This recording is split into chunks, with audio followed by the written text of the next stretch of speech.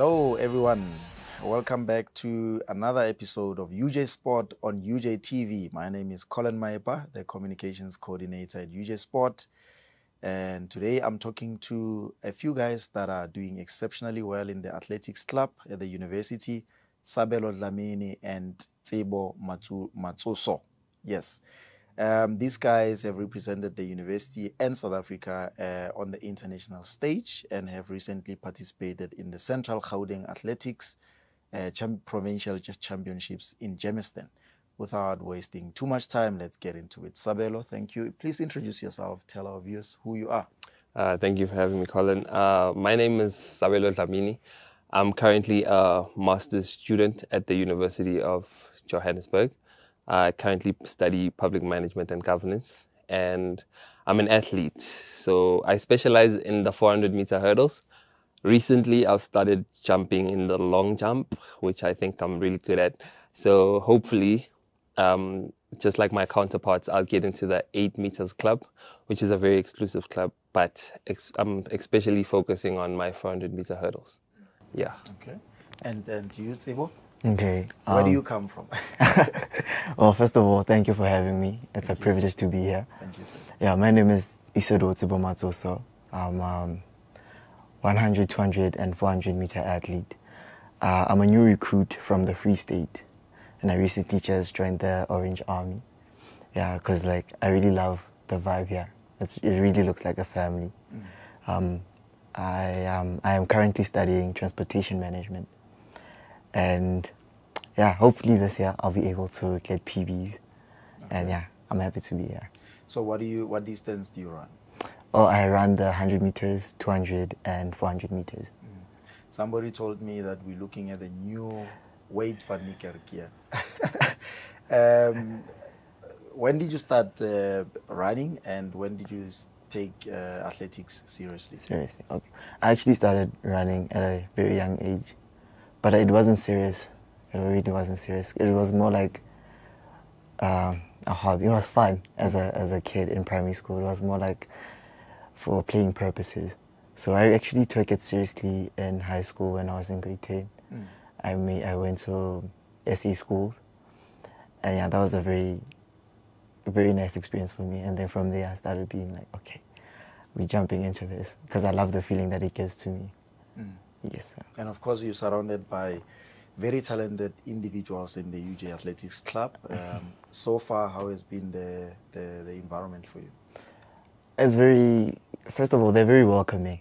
And it's actually very nice being surrounded by such people. They bring so much to the table. They're very talented, and they push you at training. They're very supportive. Even when you feel like the session is getting the better of you, they really will push you to get up and finish the session. So I'm very happy to be here because it's actually very nice to be surrounded by such gifted people. It actually pushes you to the next level as well. Yes. You guys follow a very rigorous training program. I've seen your pictures on social media and some of your reels there. It's hectic. Can you tell us about your training schedule? How many times in a week do you train, and what are the things that you do to stay on par of your game? Our training schedule is very intense. Our program, if you stick to the program, is a 6-day program. So basically our only rest days are on Sunday, which is the Sabbath. So on a typical week, Monday, we start off at the track, have a session there, which usually lasts like 3 hours, 1 hour for warm-up, 2 hours of running. And then we have like a 30-minute break after that. Then we go to the gym for another 2-hour session. And then that's over. And then Tuesday is usually something very intense. We spend 3 hours again, but then we don't have a gym day. Wednesday, we have another intense session. Thursday is usually Thursday is usually a calmer day, where you have only do core. We don't meet as a team, so you do it on your individual self. And then the next day is again running and then gym again. So it's a hard running session, and then we hit gym. And then Saturday is usually like a lactic. So lactic would be something you run long distances or run really fast for long distances. And then we usually have like, that usually doesn't take long, like 1 hour and a half. And then we go home and enjoy our weekend. Is that the same for everyone? Even the long jumpers, the high jumpers, everyone? Everyone. So the only thing that sets our programs apart is our distances. So if you're like a 100-meter specialist, you'll run 200 meters. If you are a 200-meter specialist, you might even go to 300. If coach is feeling freaky, you might even go like 350. And then if you are a 400-meter athlete, which is, the last type of sprinter, because no one up in our group does more than 400, then you can even run like 500 meters to 600 meters on a lactic day. And then speed-wise, coach makes us run together because in terms of speed, we have to be uniform. So as a 400-meter athlete, you want to have that speed of a 100-meter person. So you get to run with the 100-meter guys. So even though in your brain, okay, this guy is faster than me, when you get on that line, you're like, I'm not going to let you beat me. And then we just go together. So the competitive spirit comes which is why, all the time. we have that environment of, even though we are friends, when we get on that line, we are enemies until we cross the line, then we're friends again. So between you do 400-meter hurdles and you do 200 and 100 meter sprints. Yes, sir. Are you faster than him? Who's faster than the other? I'm faster. He's definitely faster than me. But how fast can you run 100 meter? Or have you run the 100 meter? I have run the 100. This year I ran 10.3 at CGA's provincial champs. 10 seconds. 10 seconds and 30 splits. 34 splits to be exact. Usain Bolt runs what? 9 point something seconds? 9.5, he's world record. That's his best, So if you do 10.3 3 at the moment. So you're not that far. How old are you? I'm 23. I'm 23. And you still have a...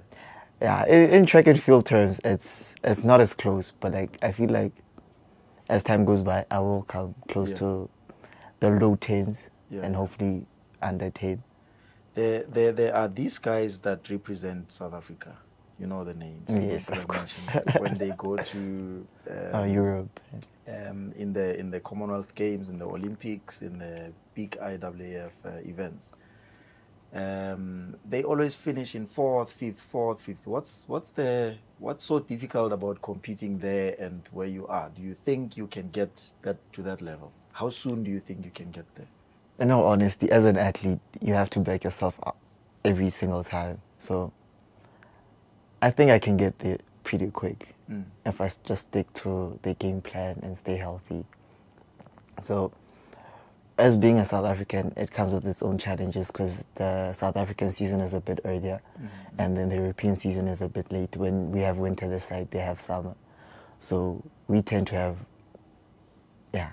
at a disadvantage a little bit. So for me, I've always been wondering, right? If you run a 10.3 seconds, your personal best, let's say that is 10.3 seconds, to improve into the 9s, just under 10 seconds, what do you have to do? You know that if I do this speed, the highest speed I can do is running 100 meters in 10.3 seconds. What do you need to do to improve to maybe say reach a 9.8 or 9.6, for instance? Okay. As an athlete, it's very important to know your body. So with me, my body is not really used to doing speed a lot. But ever since I came this side, we've been doing speed. So my body is gradually getting used to that. And I'm seeing changes here and there, and it's good signs. I'm getting faster. So, and the training regimen is actually very different. There's also gym included. As you can see by my physique, I'm not really a power athlete. So the element of gym is actually making me stronger, and so I can apply more force into the ground when I run. So I can see these small increments that are getting me closer to the goal. So I really believe if I can keep that up, I will get closer to those times that I want to reach. And you've got various coaches in UJ Athletics. Roger Haitengi is the athletics coach and manager, and you've got Leslo, and then you've got other guys as well. So which coach do you train with, and which coach do you train with, and what is the routine like? We currently have the same coach. We're in the same training group. Our coach is Rinelwe Apani. So yeah, our coach is generally focuses on our track stuff and our gym stuff. But in the gym, we are also assisted by a sports scientist, Oba King. I forgot his surname, but we just refer to him as Obi. Yeah, Obi. Yeah, yeah. Obi is a sports scientist, not just for athletics, but as well as rugby and football. Yes. So he helps us with. So I feel like coach focuses on mostly our big muscles. You know, your quads, your hamstrings, and then Obi tends to focus on the parts that get injured and get neglected, as most professional athletes, like your abductors, like your core, the little muscles that you don't really think help you until they get injured. Yeah, so I feel like because we have that type of system, it actually helps. Because even Roger, who you mentioned, also is at most of our sessions. So he also gives us advice like, I saw you holding back there, you must push there, this is what can make you better. But also, to get back to the question that you asked about why do athletes perform better, and then when they get to world championships, the performance, I feel like when you're in training, you tend to relax because you're around people you are comfortable with. You don't have that much pressure. I mean, it's not like a million eyes are looking at you while you're running. So you get to run through your phases and do the things that your coach tells you. Whereas when you get to the competition, I feel like maybe the flashing lights, everything that you flash, like it's gone. The moment it's the moment you're standing there, you hear people scream your name, and you're like, "Flip, I can't disappoint these people," and stuff like that.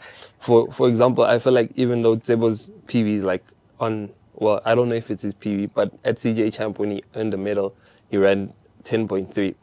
In training, I can guarantee you, this guy moves like a person who runs a 9.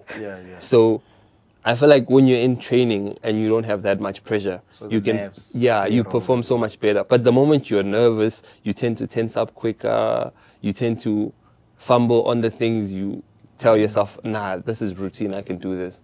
But the moment the pressure is on and everyone is looking, and you know at home they're watching the screen, screaming your name, the goosebumps just get the better of you. So which is why experienced athletes tend to perform better at major championships than the newcomers do.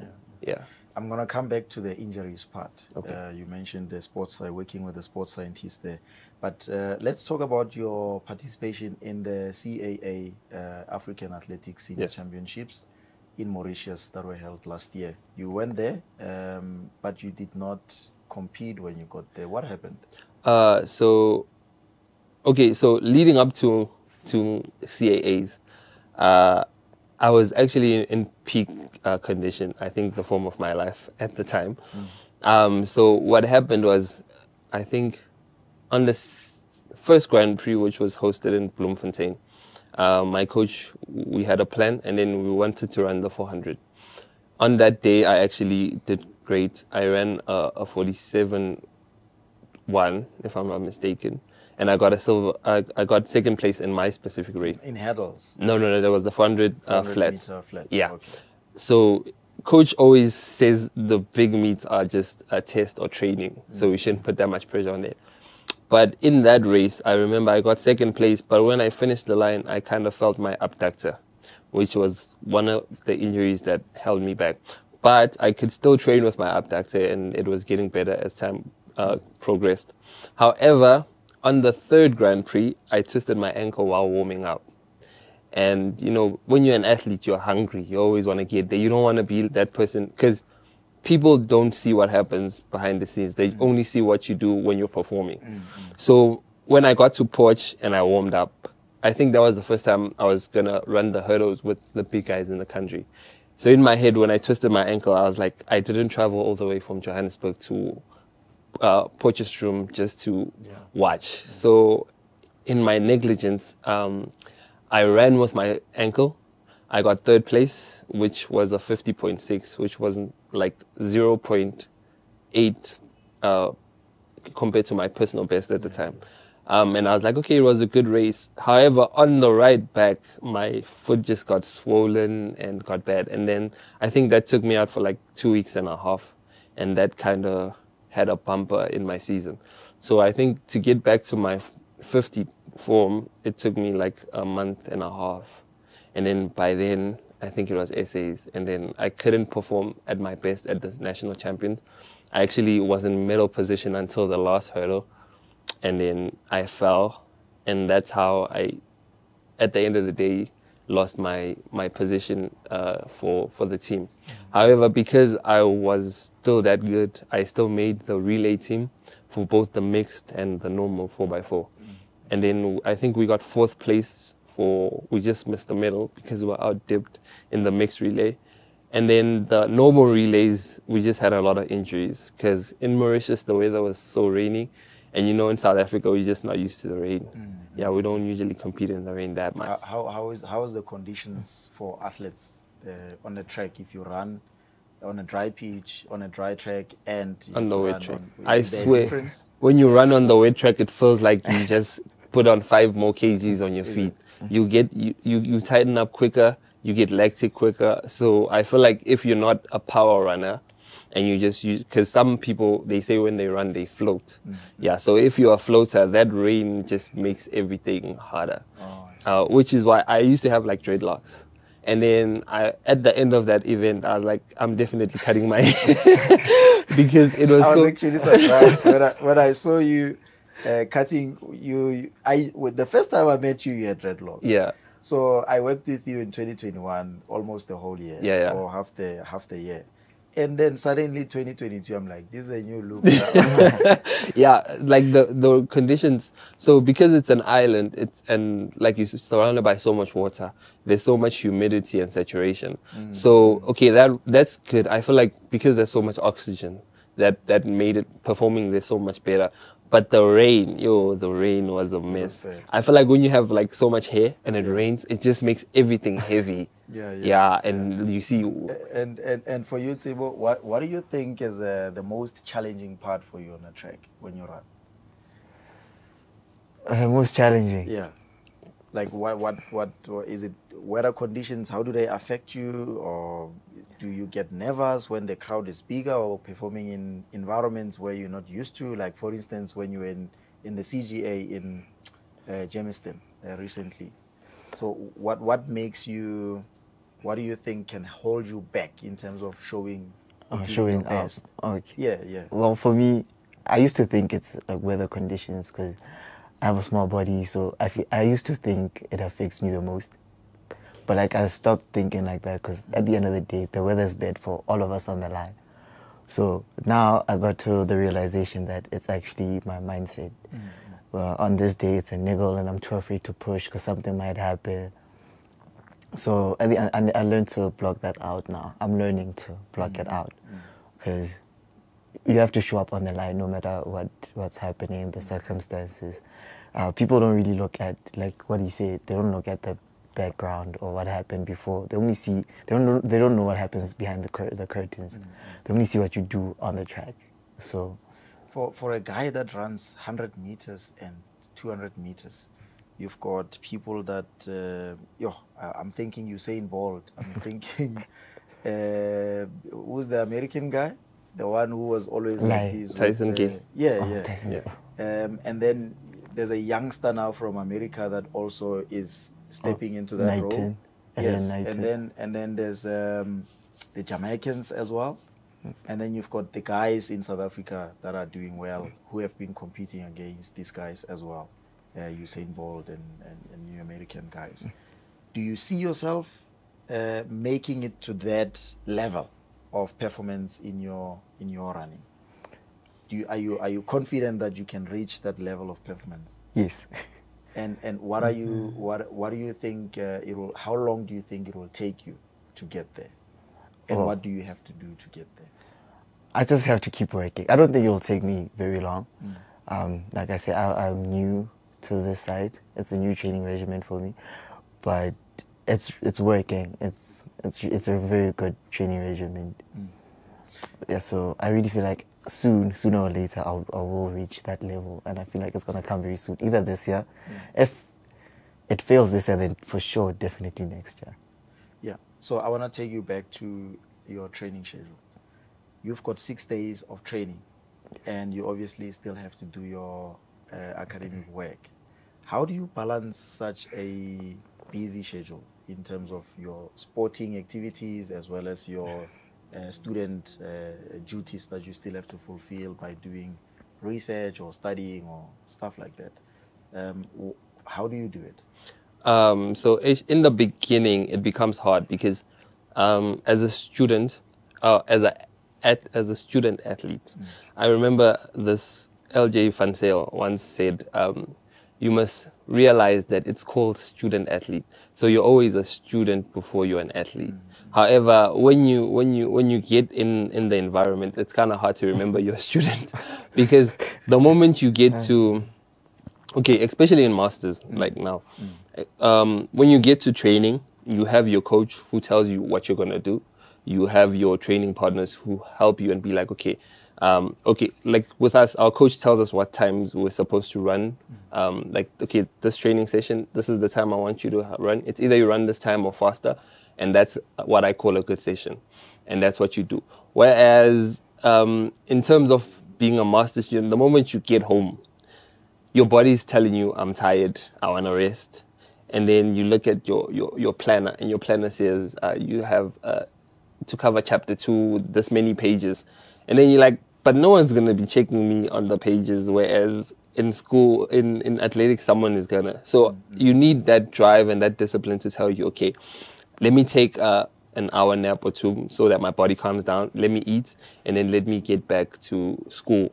So I feel like when you get older, you kind of have to shut down the social part and be like, okay, I don't want to be in parties. I don't want to do those other things because that takes me away from the important stuff.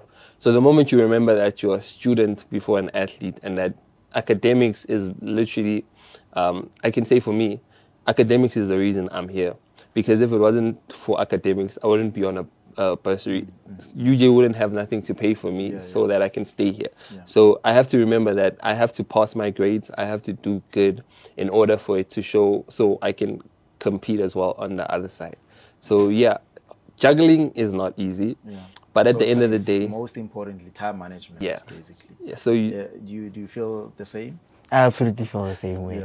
I'm still a little bit young, but like what he said is absolutely true. Because like as student athletes, sometimes we have a tendency of prioritizing the sport more than the academic side, and then but like with time you have to adjust. Because like what he said is true. No one is gonna check you when it comes to your books.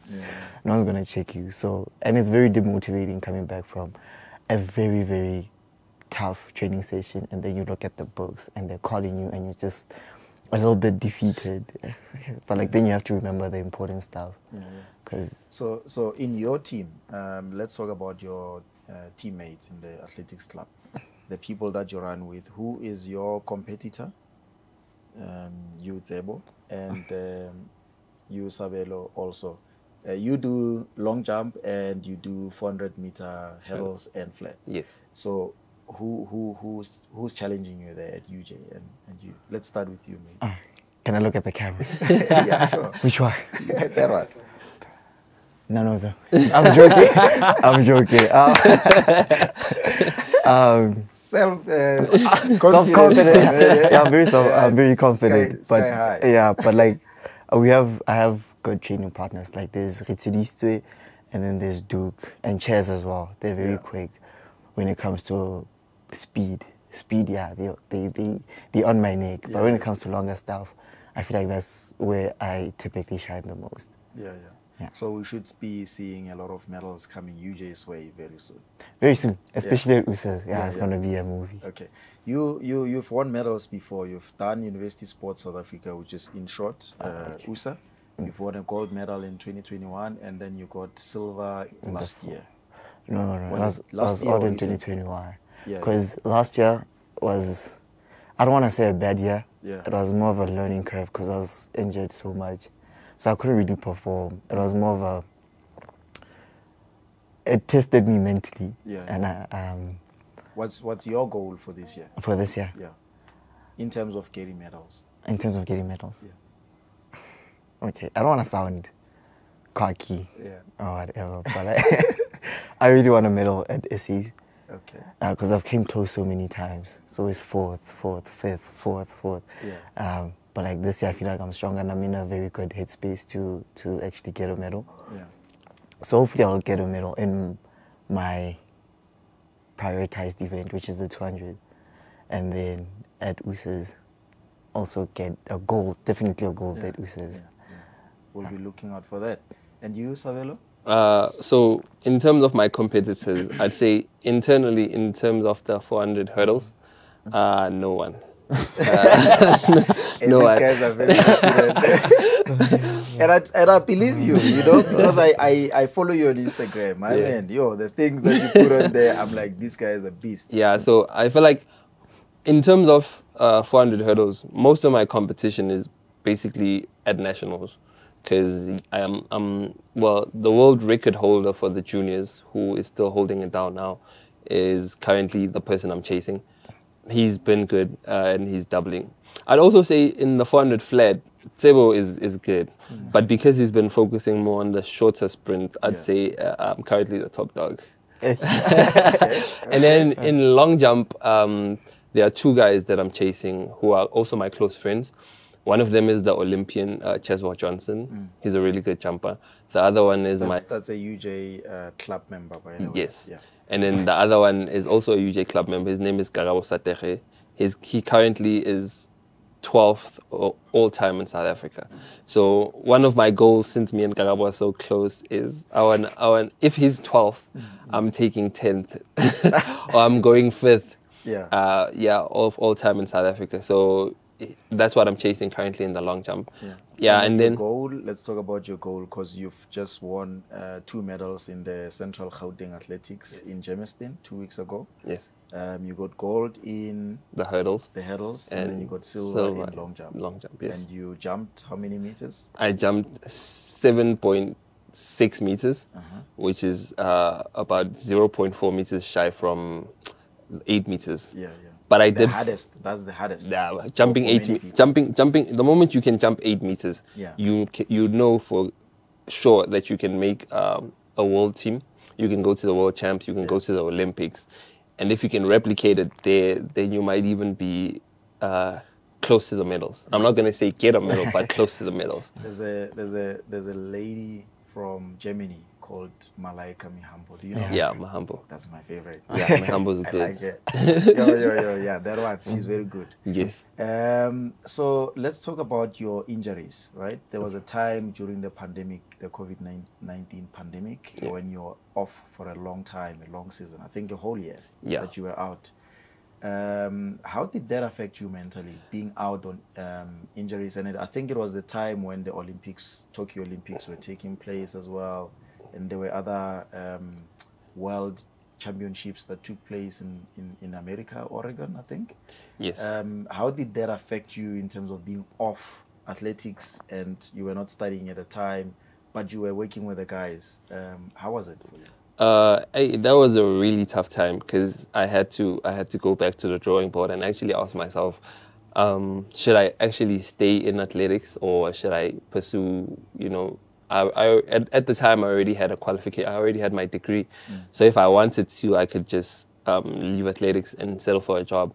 But because I have this close relationship with the manager, Roger Haitengi, he was able to talk me into it and be like, dude, this is your progress, this is what you've done, and I've had this injury that you have myself, and I can tell you for sure that type of injury won't curtail your season or your career as much as you think. Because thing is, sometimes when we get hurt, and especially as athletes, because it's such an individualistic sport, when you get hurt, you kind of feel like it's the end of the world, like no one's with you, or no one is sharing your pain, as they would miss you. Like if you're in a team sport and you get injured, and be like, okay, we must support our teammate. Yeah. So because I had a manager who kept me proactive, which is actually what helped me re-engage with the squad. Like you said, me and you worked together in 2021. I was also part of the social media team. That was also because I didn't want to lose my love. So even though I was not registered as a student and I was injured, I could still help other people, like have an input in the sport, you know. So because I'm also a photographer, at times I was able to retain my love for the sport, and then UJ Sport actually helped me with the physio sessions, and then I got over my injuries.